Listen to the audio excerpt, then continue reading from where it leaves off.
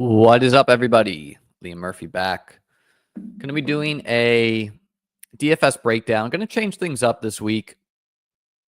No article this week. Some people wanted a game-by-game breakdown, so going to change that up. DFS streams also get, less popular as the year goes.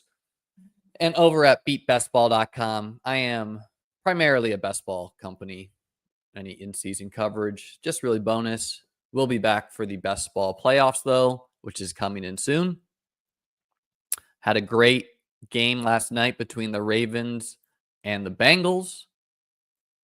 Almost excited, to watch football. Having Jamar Chase drop another 50-burger. But let's get into the games. Going to be primarily talking about DraftKings because FanDuel salary, a little bit more whack. So first game, we got the Bears with an implied team total of 22.25. The Patriots have been bet down from their opening lines down to 16.25. I think May is in play every week. Now he's kind of expensive. He's $5,800. There are cheaper quarterbacks on the slate, such as like Justin Herbert, that are appealing. But, the real reason to play May is the rushing potential. The Bears defense, a very legit defense. But, I think I'm going to stay away from both quarterbacks. I don't think I can do the Caleb Williams thing again until we actually see him perform well. He's had a bunch of good matchups. He was improving before the bye, and he's just been garbage lately. So quarterbacks, probably stay away. May some interest. DeAndre Swift, he's definitely in play every week here. Just, an elite workload. 16 attempts, 6 targets this last week, 18 attempts. Didn't score a touchdown last week, but even in a bad game for the Bears, Swift got there somewhat in garbage time. He only had probably 6 points, 8 points before garbage time, and then the Bears had a bunch of checkdowns to him. So he's a solid play against a very suspect Patriots defense. Patriots defense, as you can see, 26th in rushing yards allowed, 19th in points allowed. So I think a Swift and Bears D mini is going to be in play. Ramondre Stevenson, he's been quite inefficient. You can see 1.6 yards per carry, 2.4 yards per carry, 2.6 yards per carry. But the Bears defense, far more of a run funnel than a pass funnel. They are 20th in rushing yards compared to 8th in passing yards allowed. And he gets he's had all the workload. Like Antonio Gibson's not playing at all. So you could do worse than Ramondre. Probably not my favorite, though. Wide receivers. If I'm going to play a wide receiver from this game, my first and foremost interest is Rome Odunze. Rome out of the bye. Bears had a week 7 bye. Great underlying metrics here. He went over 100 yards in a bad day for the Bears offense last week. Keenan Allen has been terrible. 10 targets, only 4 receptions this past week. He had one good game in London where he caught 2 touchdowns, but he's been pretty bad. DJ Moore is in the category of way too expensive for what he is, so he will be lower owned just because of that. I have interest in both Moore and Rome. And then on the Patriots side, I think Demario Douglas is okay. He's a slot corner, but I think the ones we should be more interested in is Kayshon Boutte at 3,500. Back-to-back 6 targets apiece. He has been the Patriots' #1 wide receiver. And then Kendrick Bourne, who is, God, is he like min? Where is he? Oh, he's 3,200. You could do a lot worse as a salary saver here. Remember, he tore his ACL last year. He was just like their best wide receiver last year by a wide margin. So hard to say how healthy he is. He is playing a near full complement of snaps, though. 4 receptions on 6 targets this last week. So at 3,200, you could definitely roll the dice with Bourne. I would stay away from Polk. He's not playing at all. And then there is some risk that Javon Baker plays more. And the question is, who would he play over? Douglas is safe. He plays slot, but it would probably come at the expense of Bourne. So I do think Bourne's a little bit more risky. Kayshawn, going into the season, I would have told you Bourne's ahead of Kayshawn, but how the Patriots have deployed their personnel, it seems like Kayshawn is ahead at the moment. I don't think Cole Kmet is a particularly great play. He's in the category of, so expensive that you'll get like a 2% owned tight end if you want to go that way. Well, Hunter Henry, pretty strong play. He is the de facto number one weapon on the Patriots. You can see 8 targets, 6 targets, 9 targets, and the Bears defense seems to be better exploited via the tight end than via wide receivers. So at 3,900, he's a pretty strong play. And then both defenses are great plays. I think the Patriots defense at 2,500 could be chalk. We've seen Caleb just be brutal. He's eaten a lot of sacks, etc. And if that's the case, I think the Bears defense is strong leverage off of a chalky Patriots defense. They're only $500 more. I think something that is great to do in tournament lineups is just like make it a point to, if you're someone who's not playing a ton of lineups, which I don't, if you're not maxing over there, I would make it a point of trying to have a defense that you feel good about in your lineup. The reason being is the cheap punt defenses almost always are strong owned, and there will be some weeks, especially when pricing is tight, where you could just get, a really good defense, a la the Chargers last week, etc. And when these guys go for 15 points, 20 points, and the punt defenses go for like negative points, that's a lot of points you can make up on competing lineups, and inherently will just put you on a different build. So I would advise that, right? Like if you have a lineup that fits the Patriots defense, the popular defense, try to find that, cut $500 somewhere and try to get up to a better defense like the Bears.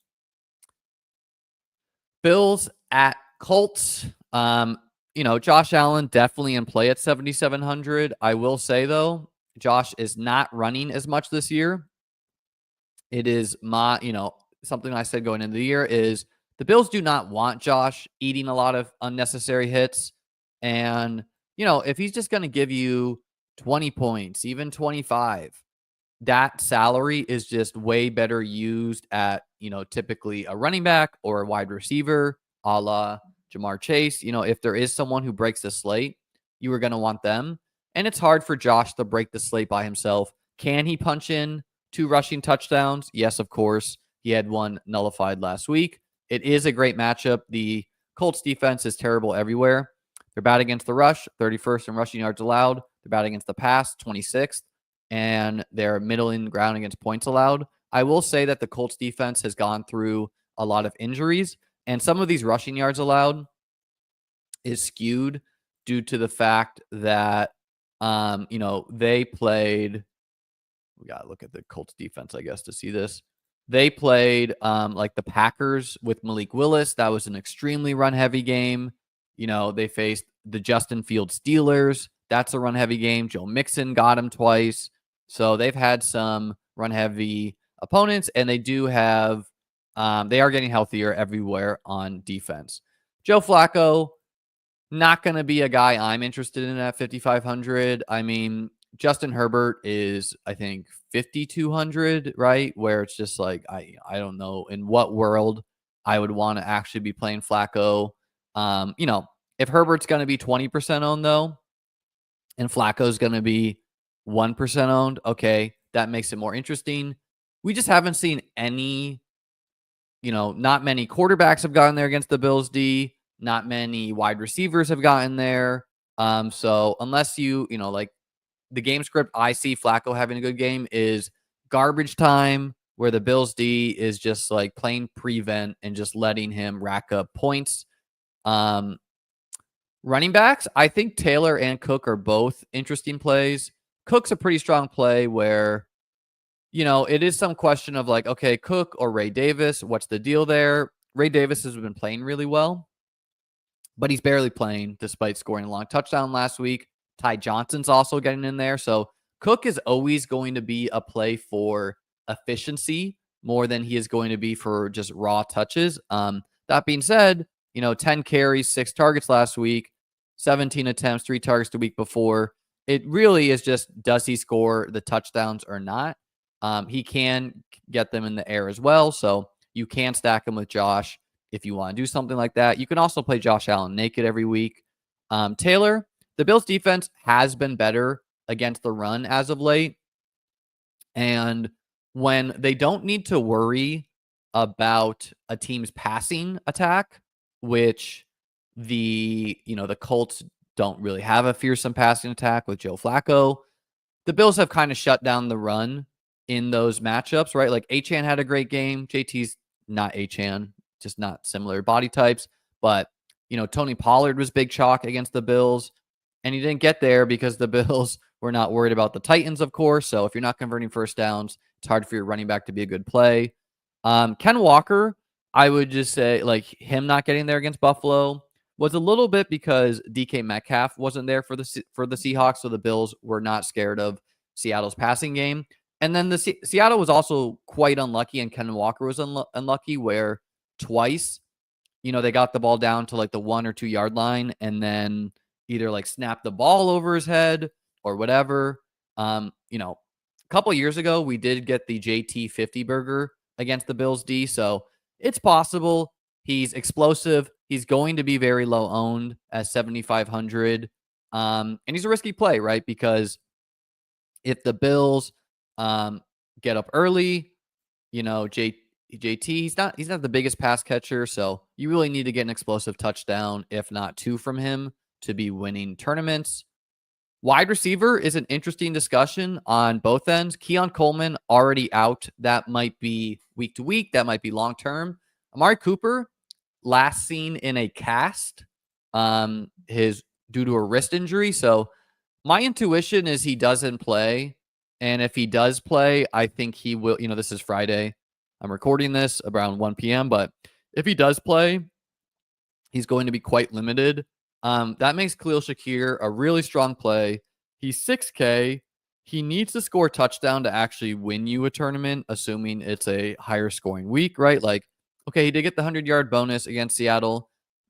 The great thing about Shakir is he leads the league by a wide margin in catch percentage, so he catches almost everything that goes his way. He's also really good at yards after catch. His ADOT is like 2, 3, 4 yards, and he's just the easy button for Josh Allen, and it makes sense, right? Like when you can just throw a 2-yard out to Shakir, and he's going to rumble for 10 yards, you'll take that. And then what's different about Josh Allen this year is teams like to sit in cover 2 against Josh Allen, Burrow, Mahomes, right? And in past years, Josh would run against this look a lot, right? Because it does lead to easy rushing yards. He would also say, F your cover 2, I'm going to try to hit the guy deep. This year, he's not doing that as much. When teams are daring him to either run the ball or dump it down, he is repeatedly hitting the dump down. That is why he has, only 2 interceptions on the year, both of which are his wide receivers' faults.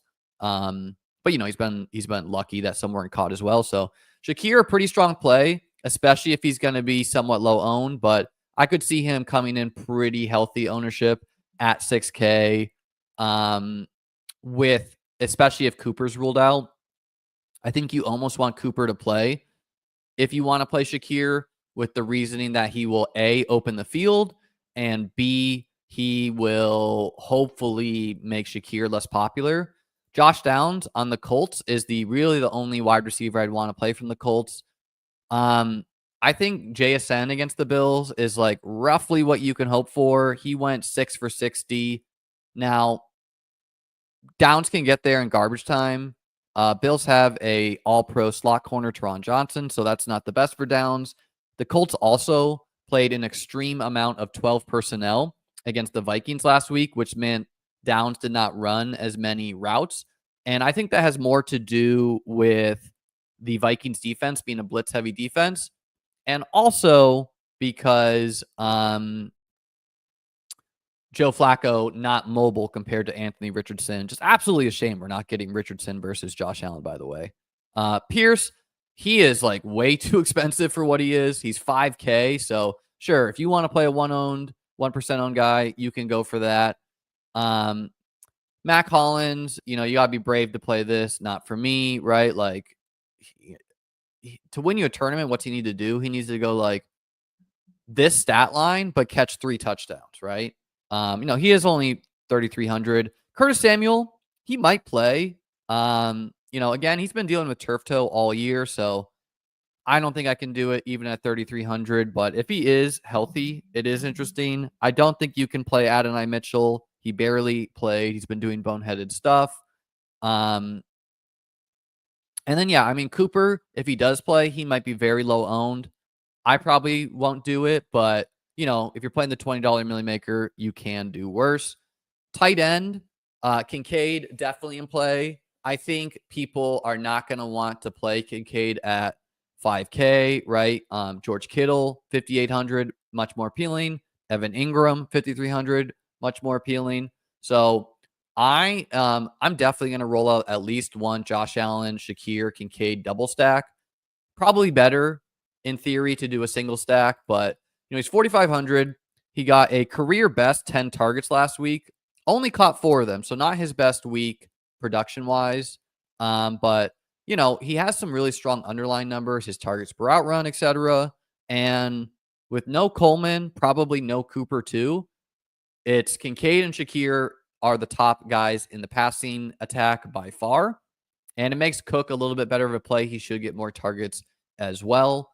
And so, at 5K, he's just going to put it together and have like a 2 touchdown game eventually. He's been targeted deep as well. He's been targeted in the red zone. So I'm interested at 5K. I'm going to roll the dice. Dawson Knox, I don't think I can do it. The Colts guys couldn't do it either. Defense-wise, Bills D, 3,200, a really strong play where we just often see that these defenses in the 32, 33, 34 range, they just often get under-owned because, people are going to save the $200 and play the Bears. And then if they want to pay up, they're going to pay up for like the Chargers or they're going to pay up for the Vikings against Mac Jones. So I could see the Bills defense at 3,200 coming in way low ownership. And of course, a pass-happy Flacco could be a really strong recipe for getting a defensive touchdown. The Bills' D has been pretty solid this year with their pass rush and just creating havoc. So I could see a James Cook, Bills' D mini being a very strong low-owned play. Colts defense, 2,600. Not as interested. Could they get there? Yes, but not for me.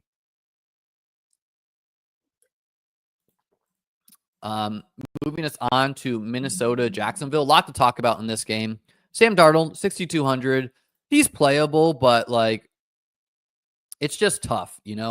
The Vikings want to win games. They're not concerned about padding stats. So we barely see him over 30 pass attempts in any game. In fact, last week, 34 pass attempts was his highest. I'm pretty sure they got up big early against the Colts and then just pretty much shut it down. So, it is a dream matchup where the Jags are 31st in passing yards allowed, 30th in points allowed, 31st in total yards allowed. So and they play a lot of man defense. This is probably the game that we're going to see Doug Peterson fired from the Jags is my intuition. Trevor Lawrence is not going to play. And so, he almost assuredly he's not going to play. And that makes Mac Jones at 4,400 interesting, honestly, right? Like he's 4,400. This is not a scrub, right? Like Mac Jones is probably the 30th best quarterback in the NFL, 31st, 30th, whatever. So at 4,400, saving that salary, I think is definitely interesting. The Vikings defense, second against running backs, 28th against passing yards. A lot of this has to do with the fact that they're very good. And so they force teams to trail. But also their secondary is not good. And it's being exposed as of late, like Stephon Gilmore. He had a good run, old man Gilmore, but he's getting exposed more lately. And so I think you could do a lot worse than Mac Jones at 4,400. He should be semi-popular, though, amongst the sim crowd, just because you get to save the salary. Running back, Aaron Jones is one of my favorite running back plays of the week. He's just still very good, and his usage is elite, where they didn't play Ty Chandler like at all. They did let Cam Akers get in there. Cam Akers had 6 attempts, 2 targets, and yeah, I mean, compared to Aaron Jones, who had 21 attempts, 4 targets, he gets the 30th team in points allowed. He's going to be some pretty popular at 6,700, but Justin Jefferson, is going to people are going to jam him. And so he will be leveraged in the sense that if he scores a touchdown, Jefferson is not. Addison should be somewhat popular at 5,300. We know he can get there deep, man defense. So he's going to pull ownership as well. And so Aaron Jones may be the forgotten man around 7K. Running back pricing is a little weird this week. So I'm going to be playing some Aaron Jones for sure. And then the Jags running backs, I can't advise you to play any of them because they're doing a 3-man rotation. For example, last week, ETN, 3 attempts, 3 targets. Bigsby, 8 attempts, no targets, so only rushing work. And then Dearness Johnson got in there for some goal line looks, 2 attempts, 6 6 yards. Maybe Mac Jones, right? From memory, looking at Mac Jones splits in the past years, I know he targets the tight end a little bit more. Now, some of that has to do with Hunter Henry, but that makes Ingram interesting. And I think he actually might be a dump-off guy to the running backs as well. So, ETN at 0.5% ownership, he's too expensive for what his role is, unquestionably. We don't know how healthy he is, but yeah, you could do crazier plays in the Millie Maker. Wide receiver, Jefferson, very strong play, right? The guy to pay up for on the slate.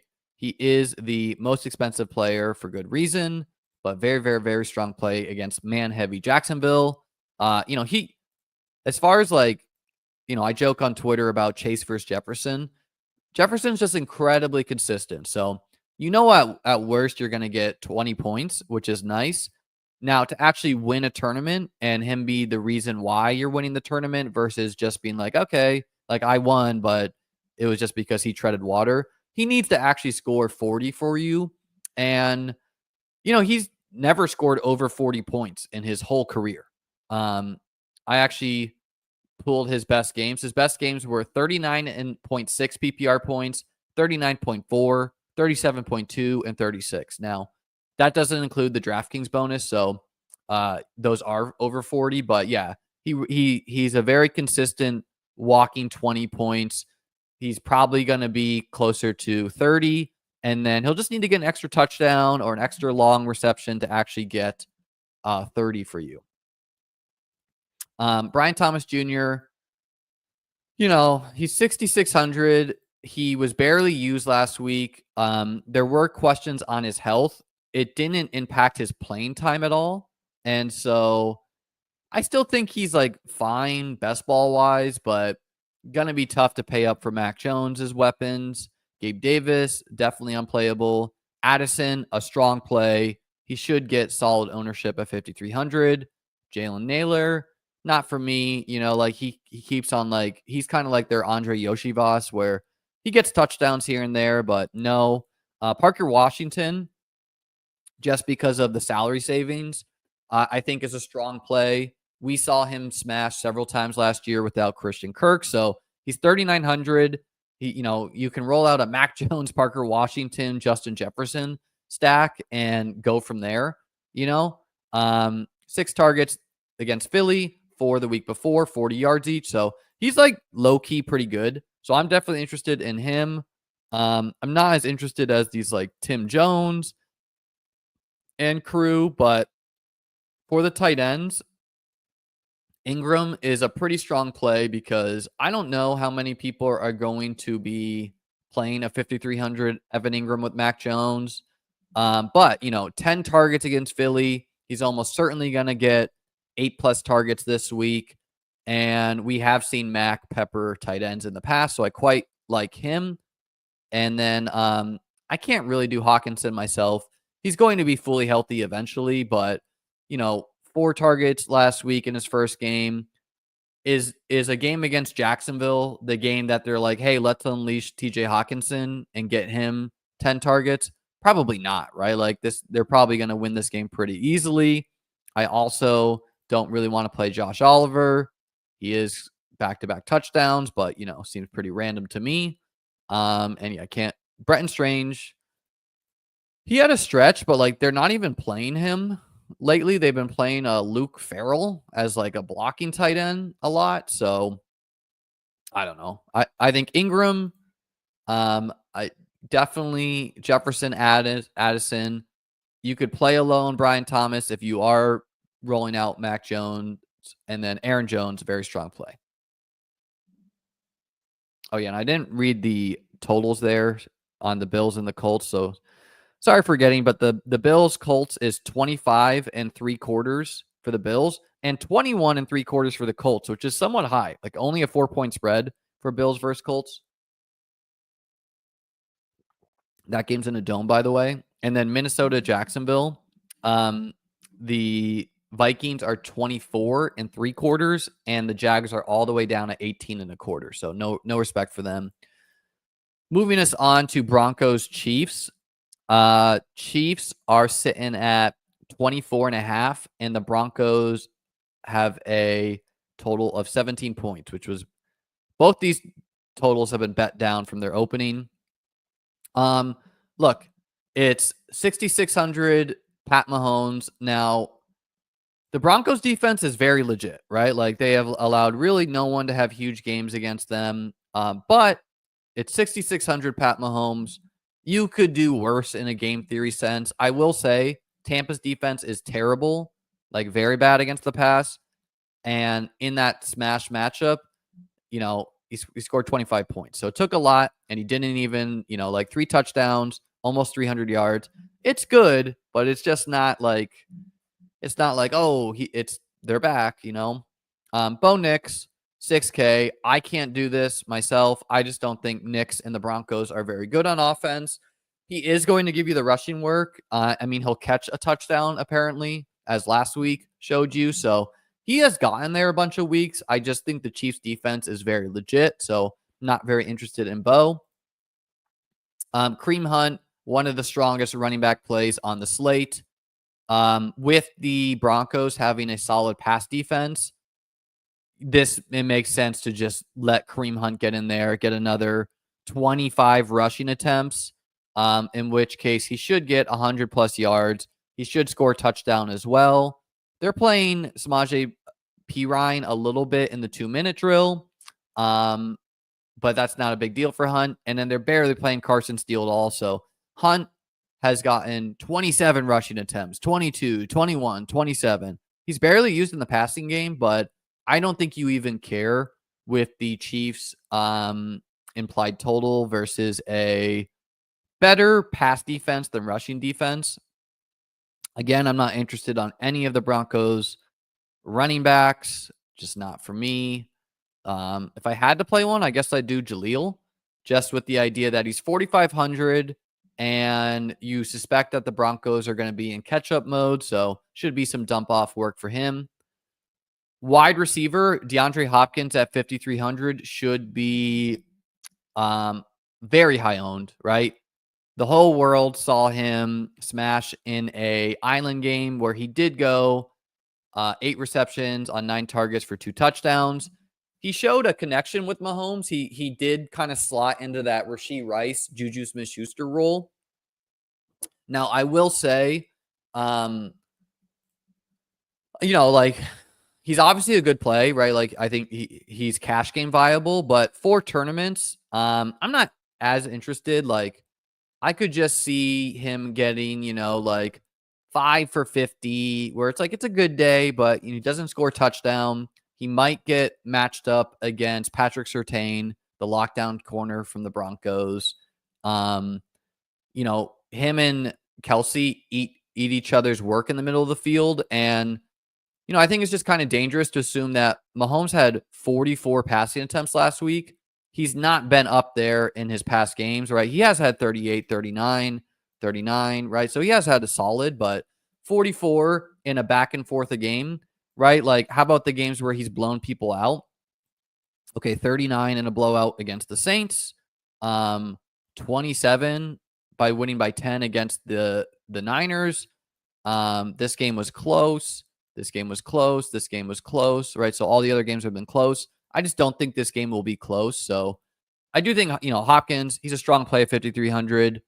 The game theory player in me, though, doesn't want to jam him in every lineup. He did also show a lack of communication with Mahomes, where Mahomes thought he was gonna, like, they just didn't have it. So, like, what I'm saying, there's room for even more, where there was just like some timing routes where Hopkins ran one route and Mahomes thought he'd be doing something else. That's going to improve over time. So I do think Hopkins is like a smash for the rest of the season. And so in that sense, it's kind of like, don't overthink it. He's 5K. He's the Chiefs' #1 wide receiver. Like, wouldn't you jam Rashee Rice at this price? Like, he's going to be closer to 7K or higher. But, you know, the ownership game we play, if he's going to be 40% owned, that's tough. Worthy's a guy who you could play at legit sub 1% ownership this week.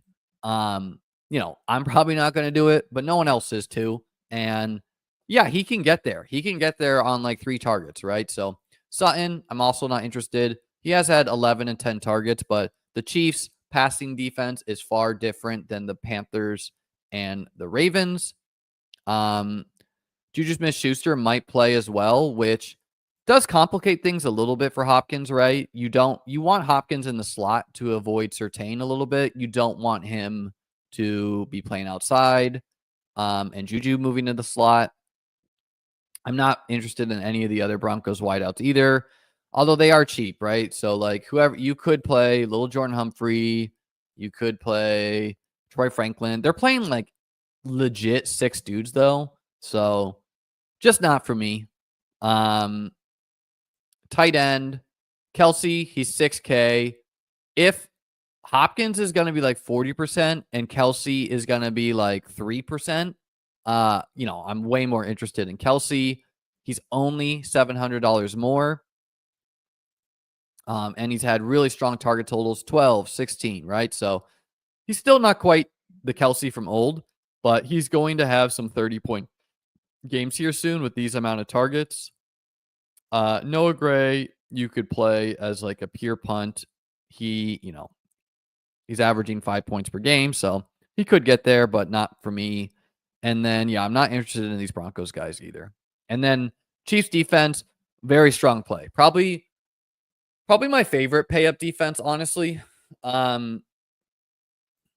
It's tough between them and the Chargers, but it's just, yeah, I see the Broncos struggling here. It is a division game, but, you know, Kareem Hunt and Chiefs, that's some correlation I'm interested in.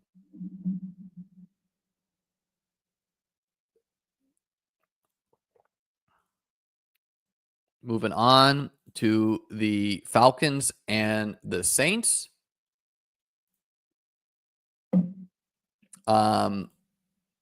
The Falcons are implied for 25 points, and the Saints are implied for 21.5. So close game here.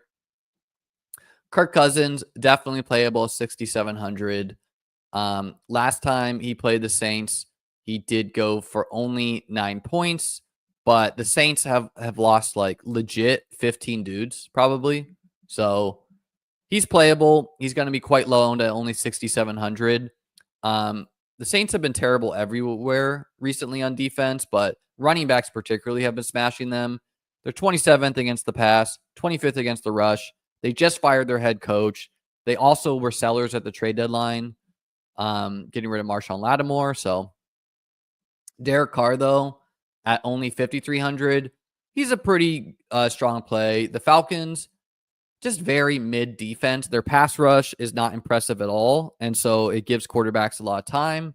And then, like they have a member or two in the secondary, but it's really hard to hold up in coverage. The issue for Carr, though, is, okay, he's 5,300, but like, who do you stack him with? Because Olave almost certainly is not playing this game after taking a massive concussion. Bijan at 7,700, a really strong play. Rushing attempts of 19, 13, 21, 15, 12, targets of 7, 7, 5, 4, 3. So just elite workload where he's pretty much just going to get you 20, whether he scores a touchdown or not. And then if you get 2 touchdowns, you're in position to win tournaments. Last time he played the Saints, only 11 points, but he got the Tampa Bay game was where he was definitely hurt. So I think he got hurt between this Saints Tampa game, and he started to seem a lot more healthy starting around the Seattle game, the Panthers game, more so the Seattle game. And we've been seeing less and less Algier. So Bijan, one of the best plays on the slate. Kamara, his workload's going to be elite. 29 rushing attempts last week, 9 targets, right? 11 targets the week before. He's going to be targeted a lot. He's very expensive. He's not my favorite play, just because he's expensive. It's a volume play, but hey, he's pretty much a walking 20 points too, and you should get some trailing game script, which helps for the checkdowns. We've been seeing like slots and guys who win over the middle of the field absolutely destroy the Saints. We've seen Chris Godwin drop for 40 points. We saw Dallas Goedert go for 40 nearly. We saw Ladd McConkey get there on the Saints. We saw Juju Smith-Schuster destroy the Saints over the middle of the field. So if Drake London was healthy, I'd be interested. I don't think he plays, though. And, Ray McLeod is their slot guy. So, like, he's the guy who you would think would get targeted over the middle of the field. He's a full-time player, but it's kind of a tough play at 3 targets, 4 targets. Those numbers should go up if we don't get London. Mooney is obviously in play every single week. He could be used over the middle of the field, kind of catching some splashes, trying to house him there. But we've kind of been seeing him more as a deep target guy. I can't play any of these Saints dudes. I guess like Mason Tipton's out there. There's Kadero Hodge is going to play more for the Falcons as well without Drake London. He is their wide receiver 4. MVS is out there. He's terrible, man. He can't get any targets. Cedric Wilson is like more of a blocking wide receiver. So it's like, I guess Tipton is the guy you roll with. It's rough though. And then Pitts, he's kind of expensive at 4,800. He is like a good tournament play week in, week out, just because he has high ceiling, low floor. But he's a boom bust guy. In theory, he should get more work without London, but he's dealing with the hamstring injury of his own. And I just prefer Bijan. And then Taysom Hill at 4K is playable. And feel free to roll the dice on Juwan Johnson, 2 targets last week, or Foster Moreau, 2 targets last week, because the Saints are playing like 3 or 4 tight ends as well. Makes their wide receivers all the more messier. And Taysom Hill, he needs to score a rushing touchdown to get there, but he does that occasionally. And then Falcons defense, 3,400, they're in play. Saints defense, not for me. I'm going to refill this water real quick before we do San Fran at Tampa.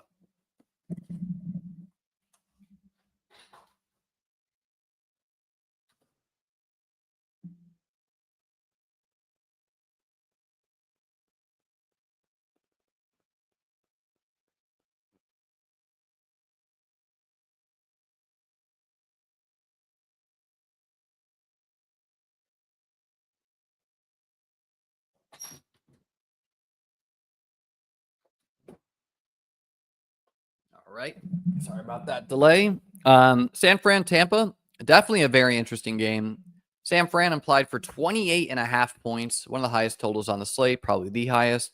And Tampa, a respectable 22. Purdy at 6,500. He's in play week in, week out. He has more rushing yards than Josh Allen. He's scored 3 3 rushing touchdowns on the season. We've seen him go north of 25 points nearly 3 times this season. And Tampa's defense, again, is terrible. They are 30th against the pass, 29th in points allowed, 30th in yards allowed. The Bucs offense is a little bit worse. I mean, actually, a lot of it worse without Mike Evans and Chris Godwin. So the Niners should possess the ball even more. So Purdy, definitely one of my favorite quarterback plays at 6,500. Baker Mayfield gets there week in, week out. He's also churning along for some rushing numbers, converting first downs, chipping in an additional like 2 points, 3 points, 4 points, right? Like that really adds up. He's averaging 25 points per week. And since his past 2 games, he got 27 without Godwin and Evans and a respectable 18 against the Chiefs last week as well. San Fran's defense not as good as the Chiefs, in my opinion. So yeah, I could see Baker playable, but probably not my favorite play. CMC is going to play this week, and I think he's a tough play in DFS. If he's going to be 2% owned, okay. I think you can do a lot worse than play a 2% owned Christian McCaffrey. Now, the issue for him is last year, the 49ers were unquestionably like stat padding CMC in blowouts where, the logical thing to do is you're a Super Bowl contender. You rest your studs when you're up 2 touchdowns late in the 4th. The Niners weren't doing that. They were like, you know what we want to do? We want to try to get CMC the MVP. And it came back to bite them. He's not been able to play this whole year, and he was banged up in the playoff run and the Super Bowl. So literally might have cost him the Super Bowl doing that. So my intuition is that even like when he's back, they might play him a lot when the game is close, but I just do not see them giving him the same workload as last year once the game gets out of hand. I don't think Mason or Garendo are playable either. It's just like, unless you have a strong news lean here, which I don't as of Friday, they're all tough plays. The issue is Mason, I think, was potentially going, if CMC was not in the picture, I don't think it would be that surprising if Isaac Garendo, who is like one of the most athletic running backs ever, if he was going to start stealing more of the work for Mason. So this could be some gross 3 running back rotation. Rachaad White should come in, very low owned, and he has some appeal if the Bucs get down early in this one. He's appealing in some game stacks where he can just get you 6 targets, like he can get there strictly through PPR scam. Bucky Irving, a very good real life running back, but he's not used as much in the passing game. He is occasionally, but he's like a good rusher of the football. And so I think he's a tough play this week. Wide receiver, Debo is definitely a strong play at 6,900, especially if people are going to be scared off by him because CMC's active. It's just, this could be a classic Debo game where catches a 6-yard screen and houses it. He's good for like a 40 burger every couple or at least a couple times a year. Juwan Jennings should be back this week. I don't think I'm going to play him at 5,100, but I mean, we have seen him absolutely torch. Brandon Ayuk's out for the year, obviously, so he is in play at 5K. Ricky Pearsall, hard to say what he'll be off of his bye. Targets of 5 and 4. He's kind of expensive at 4,400, also kind of cheap. He's in play, as far as like stacking for this game. Don't think we're going to get Jalen McMillan. He hasn't practiced, no hamstring. So that will leave us with Sterling Shepard, Trey Palmer. We saw this guy, Ryan Miller, play a lot against the Chiefs. Trey Palmer. I don't know. I don't really like any of them. I guess Sterling Shepard is the guy who I would play just because he has a connection with Baker if I had to. And then I think George Kittle is like probably the best play from the 49ers. He's just smashed many weeks, right? 4 games over 20 points. He gets the terrible Tampa defense. They are 30th against tight end points allowed. Some of that's due to Kelsey getting 14 targets. Kittle will never be used like Kelsey was against Tampa, where, Kelsey got 14 targets. Kittle's game log is more like 8 targets, 2 touchdowns, because he has more yards after catch appeal. Cade Otton simply has one of the best workloads of any tight end. Targets of 11, 10, 10. And since Godwin and Evans have been out, 10, 11, and 3 touchdowns scored. So it's a little bit point chasing to play him, but he's just a good play at 5,500. And, if you compare him to wide receivers priced around 5,500, right? Like, I'd rather play him than Cortland Sutton at 5,600. I'd rather play him than Keenan Allen, right? I'd rather play him than Jalen Tolbert. So definitely a week you can jam 2 tight ends. They are simply underpriced compared to most of the wide receivers priced around them. And then 49ers defense, they're 3,300. Just like the Bills defense, they're kind of in this forgotten salary range. I think people really respect the Bucs because they have been legit good. But, Baker's going to have some rough games without all his weapons, and that could be this week. So definitely interested in the 49ers D.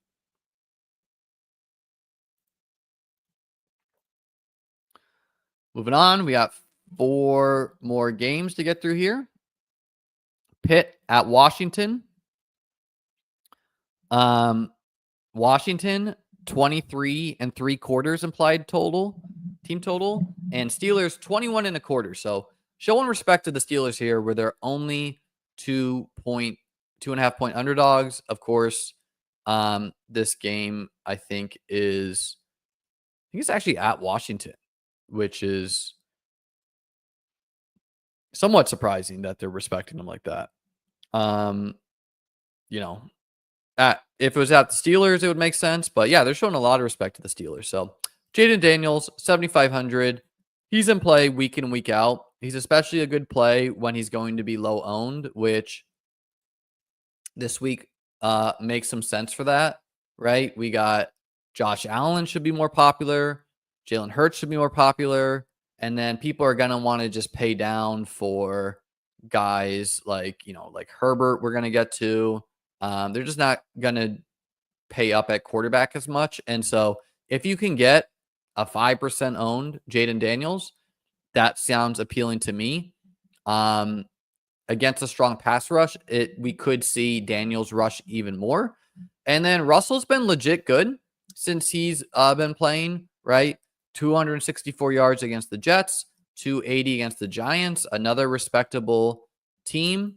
The Commanders have been significantly better on defense compared to last year. They're also giving up more on the ground, but you could do worse than a 5,900 Russ. Probably not for me, but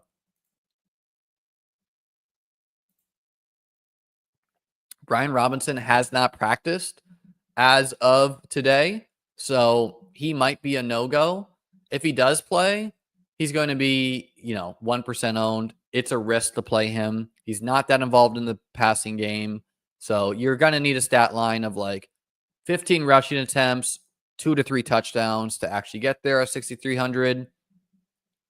I think Najee and Warren are both large field plays where Najee in the Russ games, 21, 19 rushing attempts, 5 targets across both of those. He is in a contract year, so to me, he just looks better than he's looked in the past.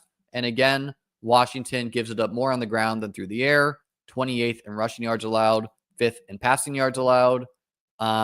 Warren in the Russ games, 12 attempts, 9 attempts, 3 targets each. Now, the Steelers just got their bye and Warren was banged up, so wouldn't be surprised for him to be a lot more involved out of their bye with him just being healthy. And then the Commanders running backs, they're playing a lot of guys. Eckler definitely in play. 11 rushing attempts, 4 targets. Never going to get a huge usage amount here, but against the Steelers, if you see he's pretty much just game script proof where if it's trailing, you're going to get a lot of Eckler dump offs. And if they're winning, you should get some rushing attempts as well. They played McNichols and Chris Rodriguez last year. I think the Chris Rodriguez stuff came in garbage time. So it is a little hard when they're playing so many guys, but he's only 5,800, so you could do worse. And then Terry McLaurin, he's going to be low owned. He's 7,300. He's not getting a huge amount of targets, 3, 8, 6, 7, 8, but he scores touchdowns almost every week. He's like Jaden Daniels' preferred deep target, so he's a strong guy to stack with Jaden Daniels. I think if you're stacking Russ or this game, Pickens makes a lot of sense, right? He's a boom bust guy. He has a low floor but high ceiling, and his ceiling should be more unlocked with Russ at quarterback than Fields. Noah Brown, he's 4,300. You could definitely do worse than him. Back-to-back targets of 6 and 6, over 60 yards over his past 2. Did seem like he's not been fully healthy to start the year, and maybe he's rounding into form there. And then, Van Jefferson's terrible. Don't ever do that. But Calvin Austin, if you want to roll out like a 1% on guy, this is kind of like what you're shooting for. So it's kind of thin, right? Like 3 receptions on 4 targets, 54 yards and a touchdown, 20 points. That's enough to win a tournament at 3,500, but just has a floor of 0 points, obviously. Luke McCaffrey, he's averaging 2.6 fantasy points, so don't think you can do it, but hey, he's 3,100. Tight end, I think both the tight ends are fine plays. I prefer other players than Freiermuth. He's 4,200. He's gotten 5 targets over his past 2 games, but, he could have a game. And then Zach Ertz is like a pretty decent play where they didn't target him a lot last week, but 11, 5, 8 targets the weeks before. So I think the wheels could come out from under Ertz at any given week, right? And the age catches up to him. But, if you're rolling with Daniels and you don't want to pay up 7,300 for Terry, I think checking off tight end with Ertz makes sense. He's cheap. It's easier to beat Pitt in the air than on the ground. So you can definitely roll him out. And then both defenses definitely in play. Hasn't really worked for defenses against Jaden Daniels. And then the Commanders defense, they're just kind of expensive, but because they're kind of expensive and they're not as in a good a matchup as like the Bills or the Niners, they're going to be a 1% owned defense, and simply any defense that's going to be 1% owned could help you win a tournament if they get there. Chargers at Titans. The Chargers have an implied team total of 23.25. And the Titans, I think the lowest on the slate at 15.75. Justin Herbert, he's 5,200. He's a very strong play. He should be much higher owned.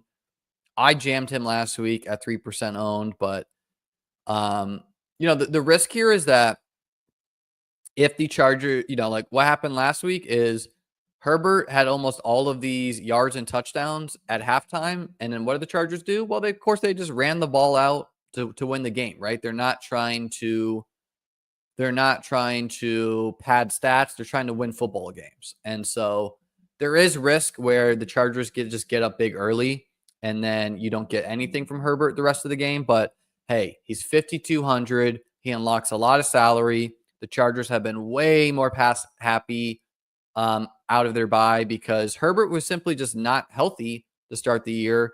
And now his foot does seem healthy.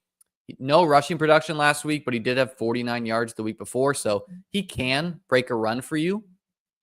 And the Titans, they seem okay, right? They're 11th in rushing yards, first against the pass, but they're 27th in points allowed. So some of that is skewed. A lot of that's actually skewed due to them, allowing like 50 points against the Lions. And the Bills also dropped like 40 on them. And, the Chargers are not going to try to win as much like that. But the other thing Herbert has going for him is I think we might get DJ Chark finally active in this game. And so simply replacing Jalen Reagor routes or whoever, Simi Fehoko routes with DJ Chark, a guy we've seen at least be semi-competent, unlocks more of a ceiling for Herbert where, DJ Chark catches an 80-yard touchdown. That helps. That helps for fantasy production. Mason Rudolph, I can't do it, but he is 5K. I'd rather play Mac Jones. He's better than Will Levis, so I don't think Levis is going to play this week, but he's practicing, so he might. Check back on that. J.K. Dobbins, he just seems too expensive, right? He's 7,200. It is a good matchup where you just expect the Chargers to win, so he should get a lot of work, but he was efficient last week, but most of his production came in the second half when this game was already blown out and the Browns just kind of like quit, in my opinion. So he is a risky play at 7K. I'd rather play James Cook at 7K. I'd rather play Aaron Jones, but he's gotten there a bunch of weeks, and he's a little bit risky because I think Gus Edwards might play this week. It's hard to say. He's back practicing. Remember Gus Edwards had unreported offseason surgery that turned out to be a high ankle sprain, and so Edwards was absolutely brutal when he played. But we have to ask ourselves: is he just is he just no longer able to play football because of his age, or was that injury related? Because if Edwards is a little bit better, it just takes a little bit away from Dobbins, right? Tony Pollard, also too expensive for me. He's 7K. He's playing all the snaps, though. So if you want to play a cheap guy who's going to get a bunch of touches, not a cheap guy, a low-owned guy who's going to get a bunch of touches, you can do Pollard. Really can't do the other guys here. Ladd McConkey refuses to get priced up. He is still by far and away the number one wide receiver of the Chargers, so pretty much a no-brainer to stack him with Herbert if you're going to stack Herbert. Calvin Ridley, I just can't do it myself, but he has been getting a lot of targets the past 2 weeks, 15 against Detroit, 8 against New England. The issue is the Chargers defense is just real good, and especially if Levis plays, they could just implode. Quentin Johnston, absolutely not for me. He's 5K. He did score 25 fantasy points last week, but he got 66 yards of that and a touchdown on a pure busted coverage. You may ask yourself, why are people not covering Quentin Johnston? Probably because he's not that good, right? And again, DJ Chark, I think is playing. He's not on the injury report. He's active. So there is some risk that Josh Palmer, QJ, they're probably going to be in some weird rotation for Chark until the dust settles there. My intuition going into the year is that Chark would have simply played over QJ. QJ has played well, so I don't think that's going to happen, but who knows? Nick Westbrook-Akine, he's only 3,800. Targets of 6, 4, 4, touchdown, though.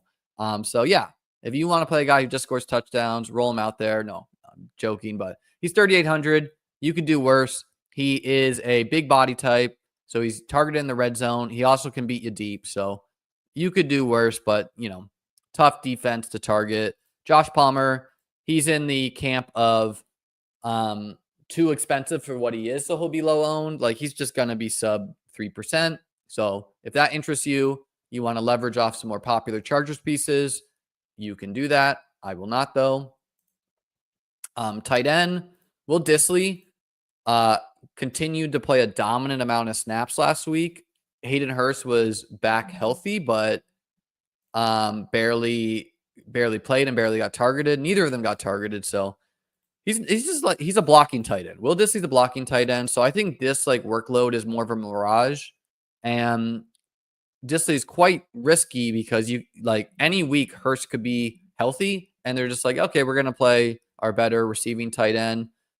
Although there is some possibility that they just choose to roll with Dissly. It does make some sense, right, to just have your blocking tight end also be your receiving tight end. They're both just catching dump offs anyways, and it doesn't tip your hand as much as far as whether it's going to be a run or pass versus if you're subbing Dissly out for Hurst.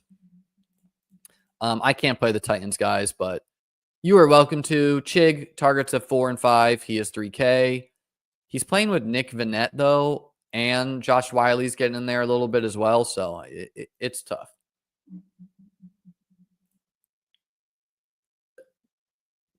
And then the Chargers defense, 3,800. They are the most expensive defense. They're also probably just the best defense to play, especially if Will Levis plays. it is fair to question how good they are because they have played a lot of bad quarterbacks. Bryce Young, Gardner Minshew, Bo Nix, whatever the Saints rolled out, Jameis Winston, right? But at the same time, they're playing the Titans this week, so nothing has changed on that front. And then the Titans defense actually was like low key kind of good to start the year, but they've lost a lot of guys in their secondary, and so I don't know. They're probably not going to score negative points just because the Chargers probably don't pile it on here, right? They just try to win like 20-10. But they don't stick out as a good play or anything. 2 more games left. Jets at Cardinals. Jets have an implied team total of 24, and the Cardinals are at 22.5. Kyler Murray, he's 6,300. I am not that intrigued. The Jets defense has been worse this year, but they're still pretty good. They have good pieces, and yeah, you've just not seen many big Kyler games. He has 3 games above 25 points, so okay, that's somewhat respectable, but also a lot of 9 points, 12 points. So him having a good game is almost always tied to him breaking a long run. He's getting to the range though where I think it's doable. He's 6K, right? Aaron Rodgers, I think Rodgers is definitely playable. And not only is it because he's passing the rock 200 yards, 276, 211, 294, 3, 2, 1, 2, 2 touchdowns. So he's had a bunch of like high floor games. But what's nice about the Jets is they're pretty much only throwing the ball to 2 guys. And so with a really condensed tree, it just makes stacking them easier. Running back, Breece Hall, he's 7,600. He's one of the best plays on the slate, right? Cardinals defense is terrible everywhere. They're bad against the pass. They're bad against the rush. And he didn't get a huge workload the week before against the Texans, 15 attempts, 4 targets. Like that's like nice, but not like slam dunk. But if that keeps his ownership in check and he's low owned at 7,600, which it should, he becomes very interesting because, the Jets could they could give Breece a huge workload any given week. James Conner, definitely in play. He did hurt his finger, but he seems to be fine. He's just one of the best running backs week in and week out. And yeah, he probably needs to score like 2 touchdowns to actually win you a tournament, but the Jets are easier to run on, 21st against the rush, 2nd against the pass. Wide receiver, I think Adams and Garrett Wilson both in play. I prefer Garrett Wilson over Adams if I had to choose one. He's just more explosive at this stage in his career, coming off a 30-point game. Adams also got there against Houston. However, he got like a touchdown in garbage time. And the connection with Rodgers has not always been there, right? So I think both of them are in play. They are expensive. Marvin Harrison Jr., firmly in the camp of too expensive for what he's done. And so he's going to be 5% or less owned. So if that interests you, you can do it. The Jets have a good pass defense, but it's not as good as last year. Sauce Gardner's also not playing as good as last year. So you could definitely roll him out. Not really interested in any of these other guys. Allen Lazard's on IR and Mike Williams got traded to the Steelers. So, if you knew you were going to get full-time Xavier Gibson or full-time Malachi Corley, they're 3K. Corley, of course, dropped a touchdown. I think the Jets should play Corley, but I could see them doghousing him. And Gibson, just like, what are you hoping for? I guess you're hoping for like a punt return touchdown and like 7 catches. Like that's your hope.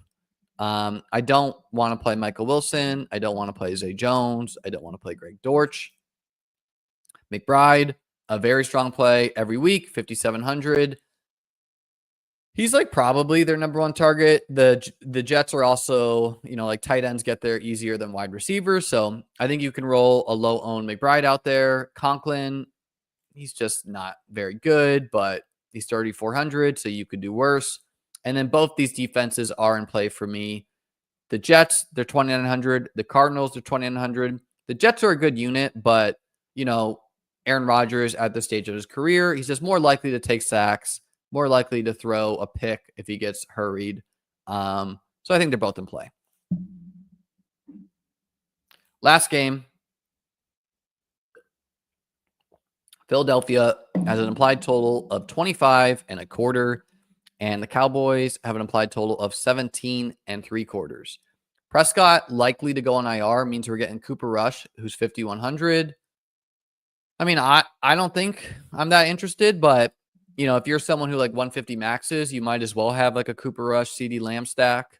We did Lamb had some fine games when Rush last got in there. And so he can keep the passing game afloat.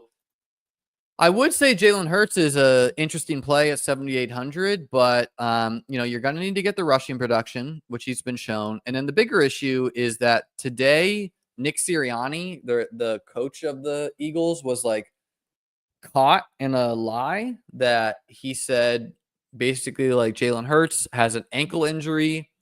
And then the reporters were like, that's not on your injury report. And he's like, oh, what? I mean, did I say Jalen Hurts? I must have meant Jalen Carter, which of course doesn't make any sense because Jalen Carter is a defensive tackle and had a shoulder injury, not an ankle injury. So don't know what's going on there. My intuition is that back in the day, teams used to report like someone's questionable, someone's doubtful, or someone's like out. And that used to be like pretty reliable, right? Like doubtful meant like you almost certainly were not playing, and questionable meant you almost always were. But the issue is you had some coaches cheat the system. Bill Belichick comes to mind, where he would just list everyone as questionable or like everyone is doubtful. And the NFL had no real way to police this.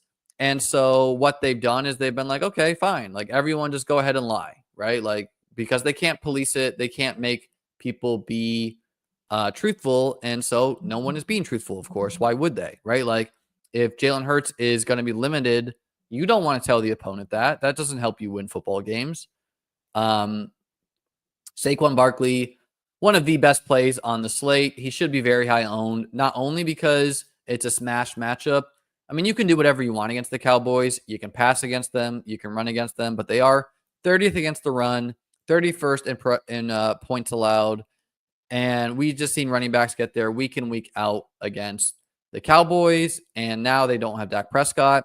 So all of that to be said, Saquon, really good play. And then additionally, he did that backwards hurdle last week, which, the Sims won't care about, but anyone who's not sim building, just, you pump up an extra 3 to 5% ownership there. You got to be brave to play someone with Rico with no Dak, but I mean, he should get a healthy workload, 12 rushing attempts, 6 targets. It's just tough to play any Cowboy for me. The other reason why Barkley a strong play is AJ Brown. AJ Brown's a full practice participant, but most of Barkley's huge games have come with Brown out of the lineup, and Brown's practicing fully, but it's just not going to be surprising at all if like Hurts a little banged up, Brown a little banged up. They just take the air out of the football and run, Barkley 100 times a game. Dak, is in the case of like too expensive for what he is. He should get peppered with targets, but he's 8,600. He's priced as if Dak Prescott's playing quarterback, and he's not. Not too interested in Brown and Smith, but they should be low owned, both around 8K. Brown, of course, has the injury question, and then Smith, he's just nearly 8K. It's tough, and interested in none of the cheap Dallas guys. Looks like Dallas Goedert is going to be back. Again, I don't see, could Hurts throw all over the Cowboys? Yeah, they could do whatever they want, but they're probably just going to try to win this game with Saquon. And so not too interested in anyone here, especially you can't play Grant Calcaterra with Goddard back. They're all kind of expensive. And then the Eagles D, very, very strong play at 3,500. They're another reason why defenses like the Bills and co should go under owned in that range, because the Eagles, they're 3,500 and they're getting to face a backup quarterback. And, they have a solid pass rush. So 22 sacks on the year. They just haven't gotten as much like defensive touchdowns and et cetera. And so they should have a very good day. You could definitely roll out like a Saquon Eagles stack there. Whew. All right. So we're through the full game by game.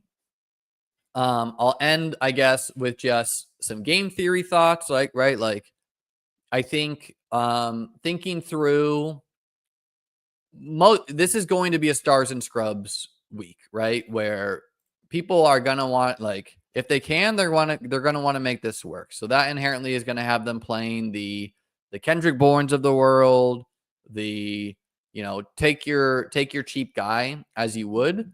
And so that makes building a balanced game or a balanced team.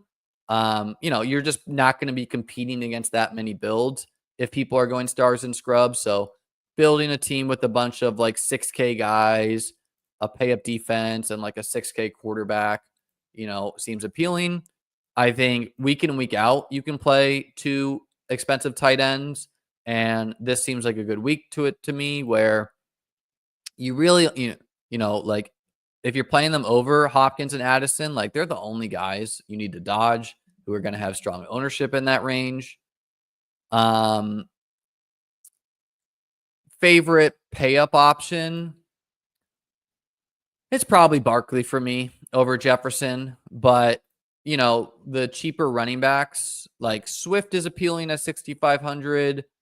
Hunt, Jones, like there's not that many running backs in like the 6K range, so that does change the calculus a little bit. And then I mean, I got to play one Josh Allen lineup each week at least, so I'll be doing that. But I also think like James Cook and Bill's defense is a very strong mini, especially if both are going to be coming in sub 5%, which I think you could get. Just a very clean path there, right? So good luck this week, guys. Hope you liked the game-by-game breakdown. Let me know in the YouTube comments below. Good luck this weekend. I'll be back Sunday morning with a sweat stream, so I'll see you then.